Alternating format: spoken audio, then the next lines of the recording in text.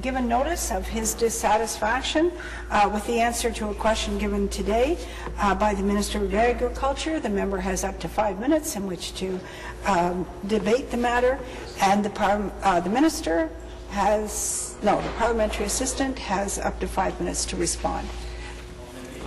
Thank you, Speaker. Speaker, yesterday I had a question for the Premier and Minister of Agriculture and Food, and her answer was not satisfactory to me, was not satisfactory to horse breeders or others in the industry. I will read my question into the record. Why should it take a lawsuit to force you and the NDP to pay attention? In the supplementary, I discussed our call for an immediate and permanent end to the government's so-called modernization plan that would build 29 new casinos while putting even more of the horse racing industry out of business. I stated that we would also establish a workable, transparent, and affordable slots at racetrack program. I asked the Premier, why won't you?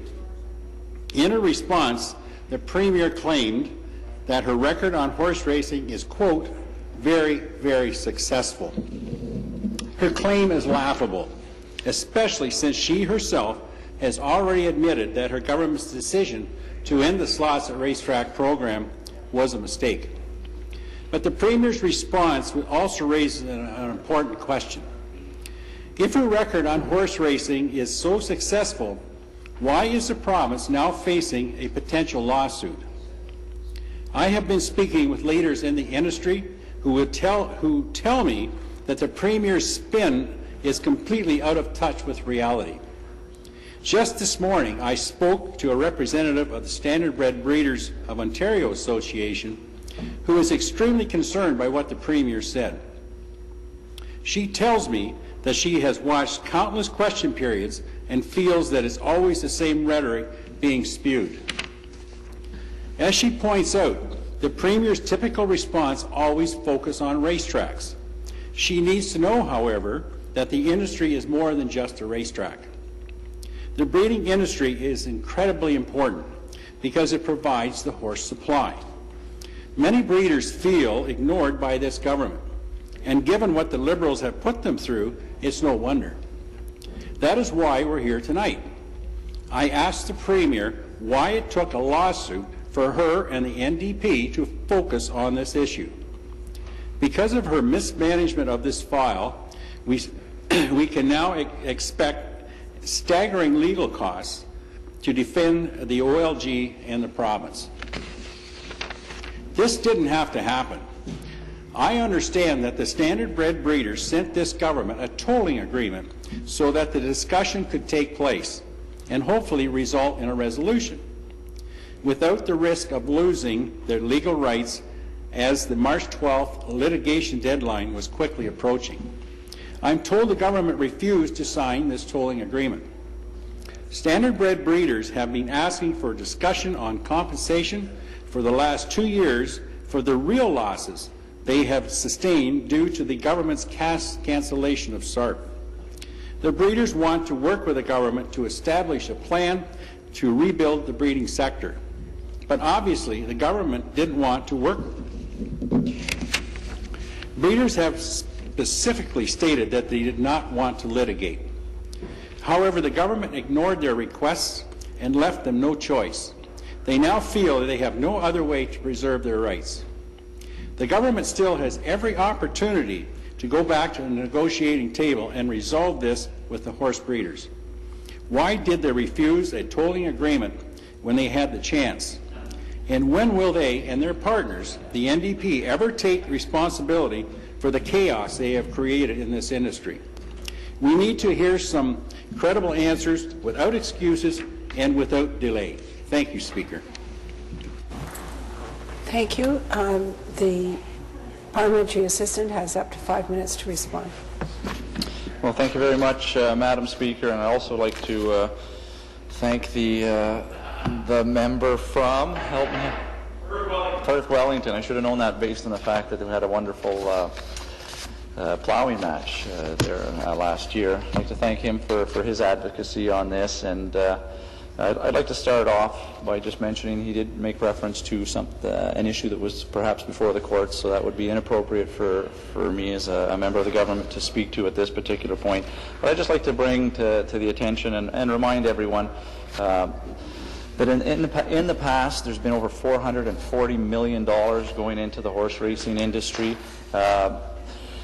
We as a government realize the importance of making sure that every dollar that's being spent, it can be accounted for in a very transparent manner. So we made some decisions a year and a half ago concerning how we were going to move forward with the SARP program, the Slots at Racetrack program.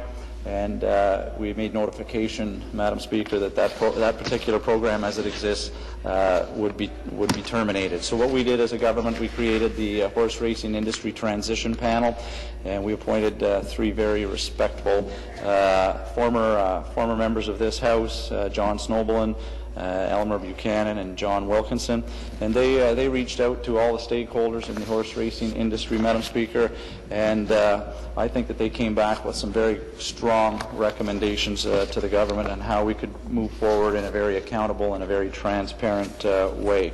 I can tell you that the Premier in the last year has taken very, very strong action in order to give the industry that long-term stability that is so required when public funds are involved. What we've done is we're working towards stabilizing the industry, and we have a comprehensive plan that builds on a solid foundation and a new partnership with the industry. So what we're going to do is we're going to use that plan, and we're going to try to encourage the industry to grow its revenues, grow its future by enhancing its fan base and growing wagering revenues. So we committed, Madam Speaker, to $400 million over the next 5 years. That's $80 million a year to stabilize the industry. And the partnership that we're going to continue with the horse racing industry will support economically sound and commercially viable model of world-class standard-bred, thoroughbred, and quarter horse racing. The Slots at Racetrack program focused on horse racing industry, not on the horse racing industry, but on the slot machines as well. And it's clear that in order to move forward, that we have to have more of the focus on the actual horse racing industry.